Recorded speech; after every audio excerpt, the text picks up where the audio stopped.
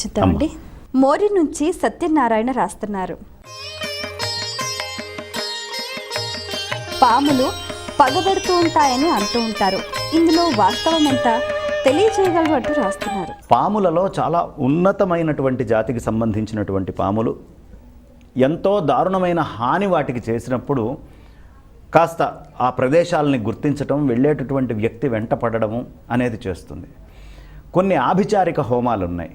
ఈ హోమాలు చేసేటప్పుడు పాముని వశం చేసుకొని ఆ పాము ద్వారా తక్షకాది కొంతమంది ఏవైతే ఆ నాగజాతులకు సంబంధించిన ఉంటాయో వాళ్ళని ప్రయోగం చేసినట్టు కూడా మనకి ధర్మశాస్త్రాల్లో అక్కడక్కడ లభిస్తుంది.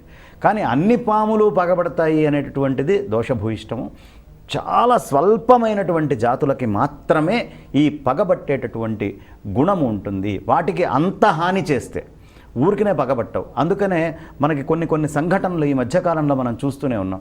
ఒక వ్యక్తి ఎక్కడికి పోయినా ఈ పాము అతన్ని గుర్తించి అక్కడికి వెళ్ళటం జరిగింది. అంతెందుకు, అతి దగ్గరలో మన హైదరాబాద్ పక్కనే నేను ఒక పిల్లవాడిని చూశాను.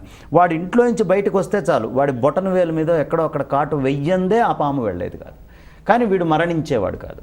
అలా ఖచ్చితంగా పాము రిపీటెడ్గా దాన్ని గుర్తుంచుకొని వచ్చి కాటు వేసినటువంటి సందర్భాలు చాలా చూస్తున్నాం. కాబట్టి దానికి పగ అనే గుణం ఉంటుంది. కానీ ఇది అన్ని పాములకి ఉండదు.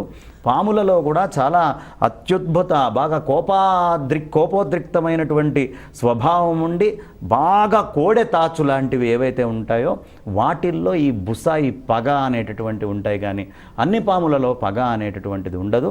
ఆ పాముని కూడా మనం ఏదైనా చెప్పలేనటువంటి అన్యాయం చేస్తే తప్ప వృధాగా పాము ఎప్పుడూ పగ పట్టదు.